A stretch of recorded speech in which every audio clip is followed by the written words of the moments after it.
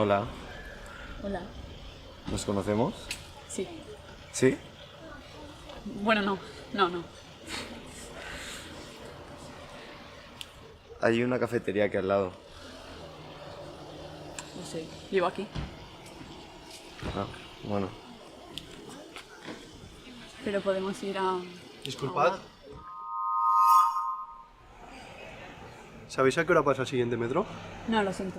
Vale, gracias. De nada. Sí. ¿Vamos? Vale.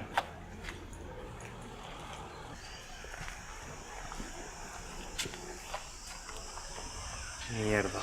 ¿Qué pasa? No puedo. No. ¿Y luego? Da igual, déjalo. Vale. Pues nada, ¿eh? Encantada. Pero si tengo cosas que hacer, ¿Y yo también? pues eso, encantado. Perdón. Perdón por lo de antes. Puede ser que haya sido un poquito borde. Sí, un poquito. A mí me gusta el moca de vainilla y largo de café. No había otro, ¿no? No. A ver. Aria.